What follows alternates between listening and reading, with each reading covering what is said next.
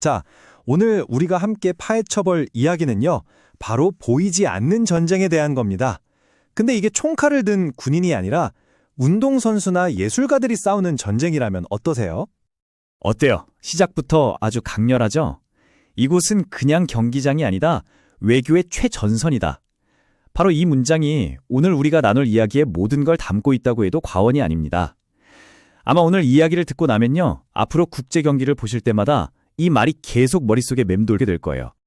네, 첫 번째 섹션입니다. 바로 단순한 게임을 넘어서 스포츠와 문화가 과연 어떻게 보이지 않는 힘으로 작동하는지 지금부터 그 속을 들여다보죠. 자, 가장 와닿는 예시를 한번 들어볼까요? 요즘 정말 핫한 선수죠. 야구 슈퍼스타 오타니 쇼헤이. 그가 마운드에서 공을 딱 던질 때 그건 그냥 야구공 하나가 날아가는 게 아니라는 겁니다. 뭐랄까, 일본이라는 국가의 전체적인 이미지를 함께 던지고 있는 거죠. 그러니까 경기장에서 점수로 이기는 것과 전 세계 사람들 마음속에서 이미지로 이기는 건 완전히 다른 차원의 게임이라는 거예요. 진짜 중요한 승부는요, 사실 저 점수판이 아니라 바로 전 세계 사람들의 마음과 인식을 얻는 데 있다는 거죠. 이게 핵심입니다. 자, 그럼 이런 현상이 갑자기 나타난 걸까요? 절대 아니죠. 역사를 한번 거슬러 올라가 보죠. 스포츠가 정치의 무대가 된 건 사실 꽤 오래된 이야기거든요. 이 타임라인을 보시면 한눈에 들어오죠. 1936년 베를린 올림픽은 히틀러의 선전 무대였고, 또 1980년대에는 미국과 소련이 서로 올림픽을 보이콧하면서 냉전의 대리전을 치렀잖아요. 이처럼 올림픽이라는 화려한 무대는요, 아주 오래전부터 정치적 메시지와 이념이 부딪히는 뭐랄까 또 다른 전쟁터였던 셈입니다. 자, 여기서 아주 중요한 개념이 하나 나옵니다. 바로 소프트 파워. 군사력이나 경제력처럼 상대를 힘으로 누르는 걸 하드 파워라고 한다면요, 이 소프트 파워는 문화나 가치 같은 매력으로 상대방의 마음을 얻어서 우리가 원하는 방향으로 이끄는 힘을 말하는 거예요.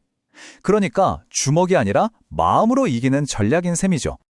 그렇다면 이 소프트 파워, 대체 어떻게 작동하는 걸까요? 아주 간단한 3단계 공식이 있습니다. 첫 번째, K-팝이나 애니메이션 같은 걸로 문화적인 매력을 막 뿜어내는 거예요.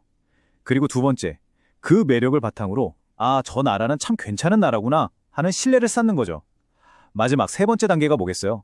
바로 그 신뢰를 바탕으로 실질적인 경제적, 정치적 영향력을 얻어내는 겁니다. 아주 명확하죠? 자, 그럼 실제 사례를 한번 볼까요? 첫 번째 주자는 바로 일본입니다. 일본이 이 소프트 파워 전략을 얼마나 교과서적으로 잘 활용하고 있는지 한번 뜯어보겠습니다.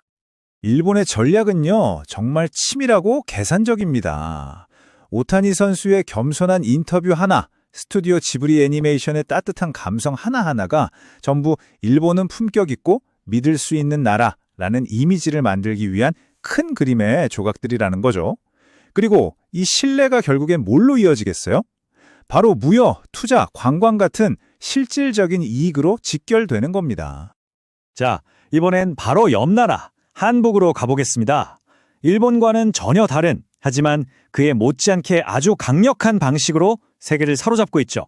한국의 무기는 좀 달라요. 바로 공갑입니다. BTS의 노래가 전 세계 팬들에게 위로를 주잖아요. 또 손흥민 선수가 경기장에서 보여주는 그 진심 어린 열정, 이런 것들이 사람들의 마음에 직접 가 닿는 거죠. 이건 뭐랄까, 잘 짜인 전략이라기보다는 거부할 수 없는 거대한 감성의 파도 같은 느낌이에요. 이 지점이 정말 재밌습니다. 두 나라를 비교해보면 목표는 같아요. 세계적인 영향력.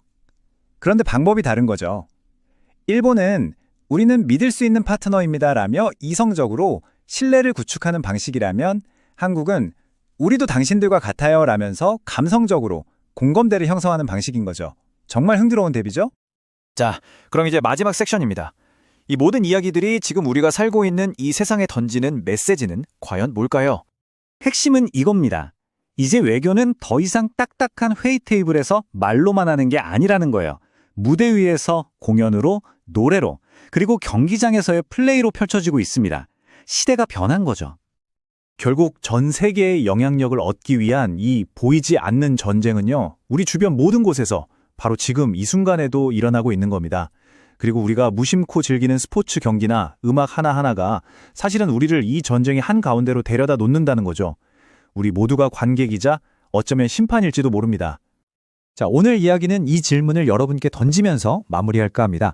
전 세계인의 마음을 얻기 위한 이 거대한 이미지 전쟁 속에서 여러분은 과연 누구를 응원하고 계신가요?